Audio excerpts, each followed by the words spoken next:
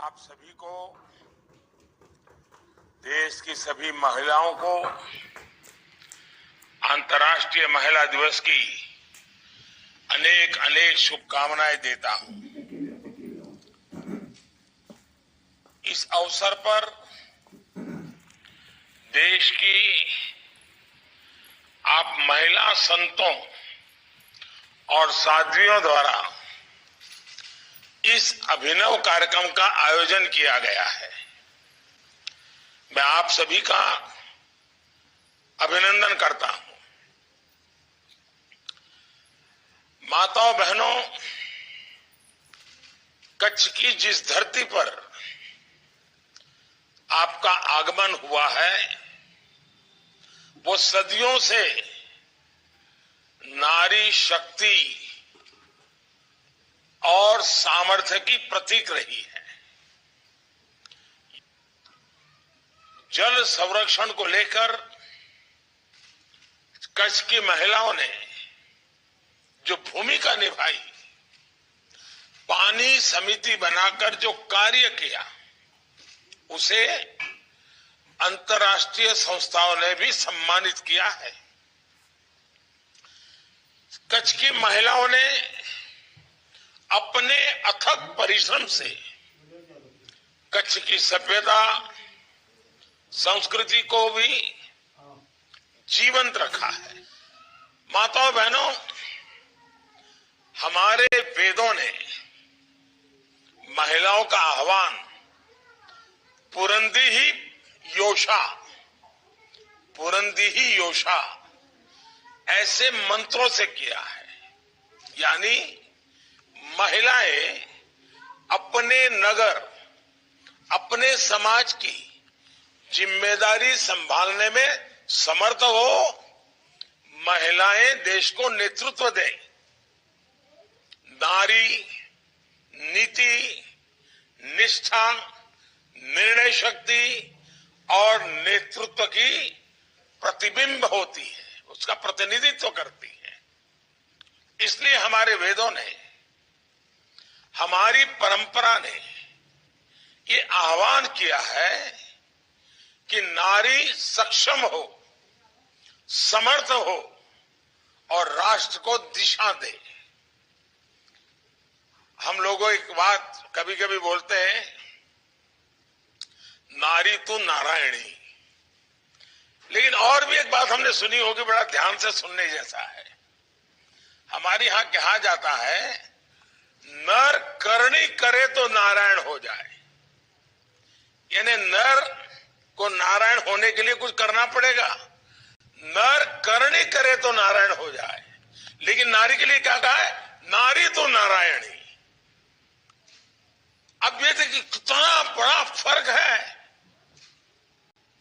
हम बोल तो लेते हैं, लेकिन अगर सोचे थोड़ा तो हमारे पूर्वजों ने कितना गहन चिंतन से हमें पुरुष के लिए कहा, नर करने करे तो नारायण हो जाए, लेकिन माताओं बहनों के लिए कहा, नारी तो नारायणी। माताओं बहनों, भारत विश्व की ऐसी बौद्धिक परंपरा का वाहक है जिसका अस्तित्व उसके दर्शन पर केंद्रित रहा है। और इस दर्शन का आधार उसकी आध्यात्मिक चेतना रही है। और ये आध्यात्मिक चेतना उसकी नारी शक्ति पर केंद्रित रही है। हमने सहर्ष ईश्वरीय सत्ता को भी नारी के रूप में स्थापित किया है। जब हम ईश्वरीय सत्ता की और ईश्वरीय सत्ता को स्त्री और पुरुष दोनों रूपों में देखते हैं, तो स्वभाव से ही पहली प्राथमिकता नारी सत्ता को देते हैं। फिर चाहे वो सीता राम हो, राधा कृष्ण हो, गौरी गणेश हो या लक्ष्मी नारायण हो, आप लोगों से बेहतर कौन हमारी इस परंपरा से परिचित होगा? हमारे वेदों में आप हर राज्य में, हर क्षेत्र में देखिए, इस देश में शायद ही ऐसा कोई गांव हो, शायद ही ऐसा कोई क्षेत्र हो जहां कोई न कोई ग्राम देवी, कुल देवी वहां की आस्था का केंद्र ना हो। ये देवियां इस देश की उस नारी चेतना का प्रतीक है जिसने सनातन काल से हमारे समाज का सृजन किया है। इसी नारी चेतना ने आजादी के आंदोलन में भी देश में स्वतंत्रता की ज्वाला को प्रज्वलित रखा। और ये हम याद रखें कि 1857 का स्वातंत्र संग्राम हम याद करें, और आज जब आजादी का अमृत महोत्सव हम मना रहे हैं, जो राष्ट्र इस धरती को मां स्वरूप मानता हो, वहां महिलाओं की प्रगति राष्ट्र के सशक्तिकरण को हमेशा बल देती है। आज देश की प्राथमिकता महिलाओं का जीवन बेहतर बनाने पर है। आज देश की प्राथमिकता भारत की विकास यात्रा में महिलाओं की संपूर्ण भागीदारी में है। और इसलिए हमारी माताओं बहनों की मुश्किलें कम करने पर हम जोर दे रहे हैं। ऐसे ही बेटी बचाओ बेटी पढ़ाओ अभियान में भी आपकी बड़ी भूमिका है। बेटियां ज्यादा से ज्यादा संख्या में न केवल स्कूल जाएं बल्कि पढ़ाई भी पूरी करें। इसके लिए आप लोगों को लगातार उनसे बात करनी चाहिए। आपने भी कभी बच्चियों से बुला करके उनसे बातें करनी चाहिए।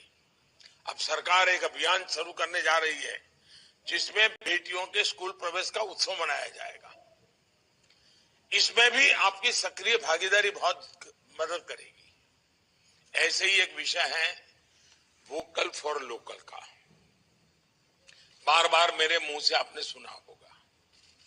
आप मुझे बताइए, महात्मा गांधी हमें कह करके गए, लेकिन हम लोग सब भूल गए।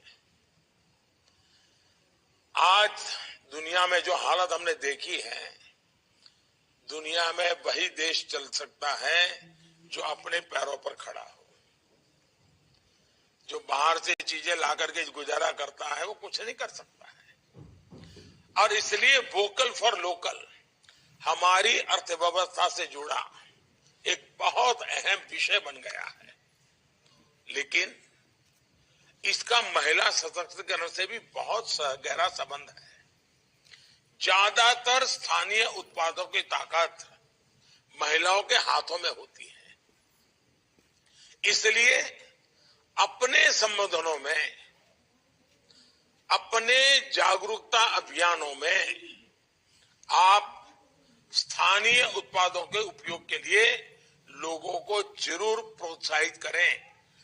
लोग आपके आशीर्वाद और मार्गदर्शन से हम नए भारत का सपना जल्द ही साकार कर पाएंगे। आप सबका बहुत बहुत धन्यवाद।